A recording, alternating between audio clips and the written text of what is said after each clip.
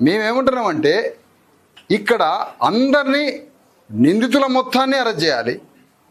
లవకుశ తుకారం రెడ్డిని, సతీష్ రెడ్డిని, మధుసూదన్ రెడ్డిని, శ్రీనివాస్ రెడ్డిని, మిగతా అనేక మంది రెడ్లు దాదాపు 8 నుంచి 12 మంది ఉన్నారు. వాళ్ళందరిని అరెస్ట్ చేయాలి.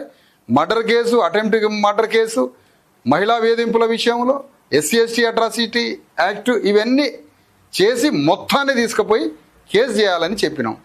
దాని డిమాండ్ తోటి ఆ ధర్నా అయిన తెల్లారి 3 రోజులు మళ్ళీ ధర్నా రోడ్డు పక్కన టెంట్ వేసుకొని 3 రోజులు ధర్నా చేయడం జరిగింది. కానీ వాళ్ళలో ఎలాంటి చర్యలను లేదు. పైగా మమ్మల్ని బెదిరించడం, ఆ గ్రామంలో వీళ్ళ గ్రామంలో ఉన్న వాళ్ళందరినీ ఆ గ్రామంలో ఉన్న భయప్రాంతులకు గురి చేసి పేదవాళ్ళని BCS/STల్ని చేసి వీళ్ళకి వ్యతిరేకంగా పోస్టులు పెట్టియడం, ఆ గ్రామంలో ఉన్న రెడ్లు చెలరేగిపోయి భయభ్రాంతులకు గురి చేసి అవసరమైతే నాగర్ కర్నూలు వాళ్ళందరూ వచ్చి పెద్ద ధర్నా చేస్తాం అనడం, ఇటు మా ధర్నా అటు వాళ్ళ ధర్నా పోలీసులు ఆలోచన చేయటం, మరి పోలీసులే ఆ గ్రామానికి పోయి వాళ్ళని ధర్నా చేయమని చెప్పి వాళ్ళని ఉచిగొలిపినరా ఏందో తెలియదు. కానీ మాకు అందుతున్నటువంటి సమాచారం మాత్రమే గ్రామంలో నాగర్ కర్నూలు పట్టణంలో కొమెర గ్రామం నుంచి వాళ్ళు ధర్నాలు మొదలుపెట్టి, అదే కొమెర గ్రామంలో ఉన్నటువంటి చాకలి దళితులు వీళ్ళు వచ్చి వీళ్ళ తరఫున మేము ధర్నా చేసి ఈ రెండింటి ధర్నాల మధ్య గొడవలు చెలరేగుతాయి అన్న పేరు మీద 144 సెక్షన్ పెట్టి వీటన్నింటి మధ్యలో వీళ్ళకి భద్రత కరువై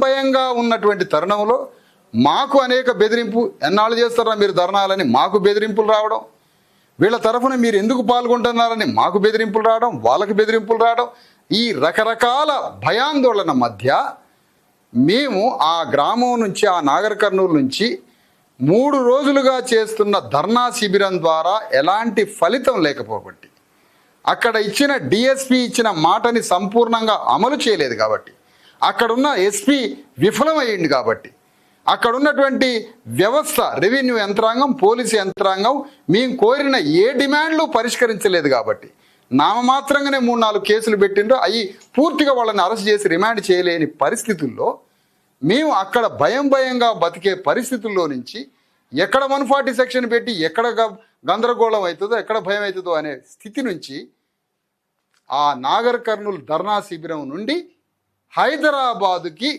ఈ మొత్తం కుటుంబాన్ని, బాధిత కుటుంబం మొత్తం 5-6 సభ్యుల్ని, కుటుంబ సభ్యుల్ని, మౌనిక పాప తల్లి, మన చనిపోయిన పాప తల్లి మౌనిక, తర్వాత భర్త గణేష్ తల్లి చంద్రకళ, కూతురు కీర్తి, మరొక పెద్ద కొడుకు ముత్తయ్య, మరొక పెద్ద కోడలు మహేశ్వరి, ఈ మొత్తం కుటుంబ సభ్యుల్ని తీసుకొని 4:30-5 గంటల తర్వాత ధర్నా అయిపోయిన తర్వాత నాగర్ కర్నూలు నుంచి మేమే హైదరాబాద్కి తరలించాము.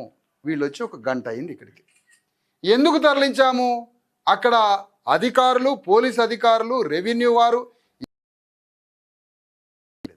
కాబట్టి మేము ఇక్కడికి తీసుకొచ్చి తెలంగాణ రాష్ట్ర పోలీస్ అధికారి DGP గారికి కలిసి, అయ్యా మాకు ఇట్లా అన్యాయం జరిగింది, మాకు నాగర్ కర్నూలు పోలీస్ ద్వారా ఎలాంటి న్యాయం జరగలేదు, మీరు DGPగా మొత్తం పోలీసు తెలంగాణ రాష్ట్ర పోలీసు అధిపతిగా మీకు విన్నవించుకుంటున్నాము, ఇగో మాకు న్యాయం చేయండి అని DGP గారిని కలవడానికి వీళ్ళని తీసుకొని వచ్చినాం.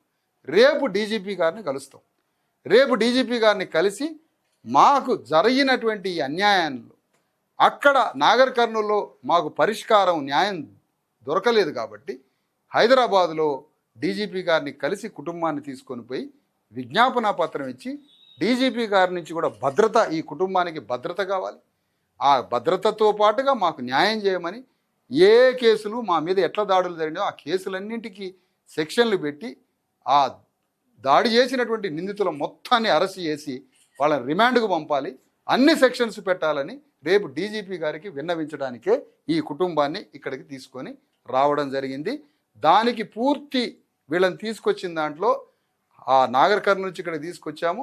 ఒక BC/SC/ST జేఏసీగా, ధర్మ సమాజ్ పార్టీ ప్రతినిధులుగా మేము ఇక్కడికి తీసుకొని వచ్చామని అక్కడ గౌరవ SP గారు ఎవరైతే ఉన్నారో నాగర్ కర్నూలు వారికి, అక్కడ ఉన్న DSP పోలీస్ అధికారికి ఇక్కడ ఉన్నటువంటి డీజీపీ గారికి అందరికీ మేమే విన్నవిస్తున్నాం, వీళ్ళని తీసుకొచ్చింది మేమే, ఈ నేపథ్యం నుంచి ఈ పరిస్థితుల్లో నుంచి తీసుకురావడం జరిగింది. ఇందాక డిఎస్పీ గారు నాగర్ కర్నూలు ఒక ప్రెస్ మీట్ పెట్టి చెప్పారట, వాళ్ళని తీసుకొని వచ్చారు హైదరాబాదు, పలానా బ్రీజా కారులో పలానా విశారదనే దీనికి బాధ్యుడు అని, విశారదన్ మహారాజ్ దీనికి బాధ్యుడు అని చెప్పడం జరిగిందట. నేనేమంటున్నానంటే అక్కడ భద్రత లేని కారణంగా వాళ్ళు మీ ఆధీనంలో ఏం లేరు, వాళ్ళు మీ కంట్రోల్లో ఏమి లేరు, మీ ఆధీనంలో లేరు, వాళ్ళు బాధితులు, వాళ్ళు మీ దగ్గర న్యాయం జరగలేదని చెప్తున్నారు, ఎలాంటి న్యాయం జరగలేదని మేము ఆరోపిస్తున్నాం. అక్కడ గొడవలు అయ్యే పరిస్థితి, ఎలాంటి సెక్యూరిటీ లేదు, వాళ్ళకి ఏమీ లేదు, ఎవరు ఏమి సెక్యూరిటీ ఇవ్వలేదు. కాబట్టి అక్కడి నుంచి మేము హైదరాబాద్ తీసుకొచ్చి డీజీపీ గారిని కలవడానికి తీసుకొని వచ్చినాం. దీని పట్ల మీకేమైనా కొంత అసౌకర్యం కలిగిస్తే దానికి చింతిస్తున్నాం. కానీ మేము బాజాప్తుగా మేము డీజీపీ గారిని కలవడానికి తీసుకొచ్చినాం. మేము డిమాండ్ చేస్తున్నాం, నిందితులందరినీ కఠినంగా శిక్షించాలి, రిమాండ్కి పంపాలి, సెక్షన్లన్నీ అమలయ్యే విధంగా ఛార్జ్ షీట్ వేసి మొత్తం కేసు మొత్తం బలంగా వీళ్ళకి న్యాయం జరిగేంత వరకు పోరాటం చేయడానికే మేము డీజీపీ గారిని కలవడానికి వచ్చాం. మరొక్కసారి మీ ముందు విన్నవిస్తున్నాం.